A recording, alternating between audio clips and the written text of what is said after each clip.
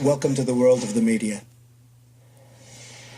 The reporter shaking his head and quieted is Jake Turx, is the Orthodox Jewish reporter for Ami Magazine, who asked that question in that last clip we showed you. So, Jake, thank you so much for coming on. Kate Bennett is back with us today. She's one of our White House reporters. So, Kate, great to see you. But, Jake, I remember making the note of when, you were asked to sit down, you asked the question, the president did not directly condemn the attacks. You saw what he said this morning at the museum there in Washington. Was the condemnation strong enough?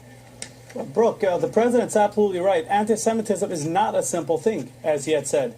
And we have these attacks and these threats of violence, but on the same hand, we have the ability to talk about this in a fair and open forum, which is such a blessing that the Jewish people didn't have in other countries before coming to the United States. One of the questions is, why now? Why not, condemn when he was with you or with the Israeli prime minister sometime after? And Kate, one interesting piece of this today is the tweet from Hillary Clinton. Of all issues that she could have directly tweeted toward the president, she picked this one. And this is what she said. JCC threats, cemetery desecration, and online attacks are so troubling and they need to be stopped. Everyone must speak out, starting with the President of the United States. What role do you think she played here, and why this issue? Brooke, it's unclear. This is the first time she's actually called him out by name. She did make that 3-0 tweet a few weeks ago after the immigration ban was not passed by the judges, but she didn't say POTUS. Today she said POTUS. Right. And it could be on the heels of Chelsea Clinton has been calling out President Trump on Twitter about this last night, earlier yesterday. She could just be finding her voice. Obviously, this is something that really resonates with Hillary Clinton and the rest of the country. And she felt strongly enough that this was the time that she decided to really take to her social media and try his route and call him out.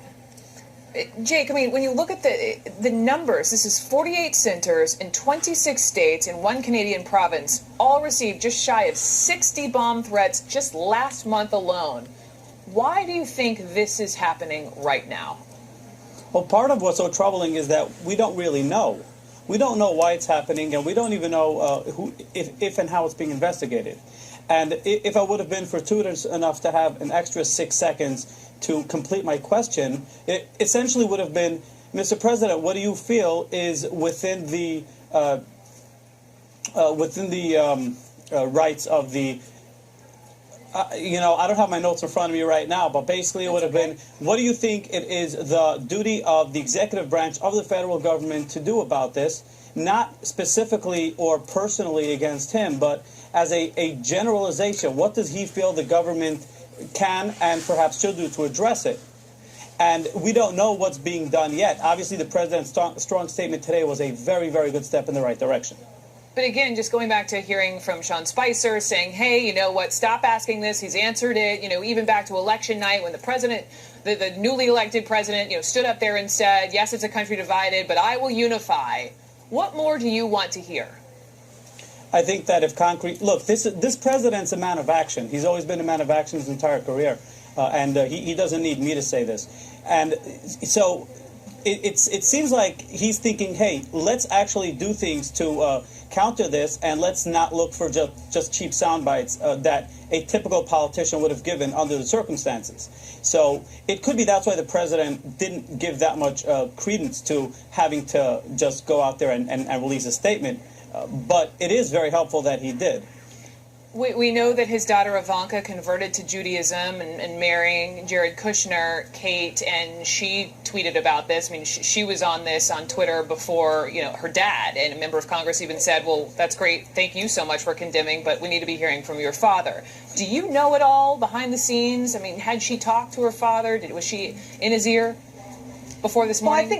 Well, I think we all know that Ivanka Trump is very close to her dad, and he listens to her. And she sort of helps soften him up a bit, especially on these very human issues. So I wouldn't be surprised if they spoke. I'm not surprised that Ivanka decided to tweet on her own to her millions of followers in support. She is, like you said, she's a practicing Orthodox Jew. She's raising her children, her husband. And President Trump has pointed to Ivanka before as I'm not anti-Semitic, my daughter, my grandchildren, etc. are Jewish. So I'm not super surprised. And at her urging and maybe at her tweeting, he might have taken the lead there. She was also with him this morning as he toured the Smithsonian African American Museum here in Washington. She's a comforting presence to him. She's obviously not afraid of speaking her mind and putting her kids on Instagram and sort of making him Grandpa Trump and softening the edges. So I wouldn't be surprised if she did have some influence today. Kate, as always, thank you. Jake, a pleasure. Thank you so much for coming on. Thanks, Brooke. Thank you.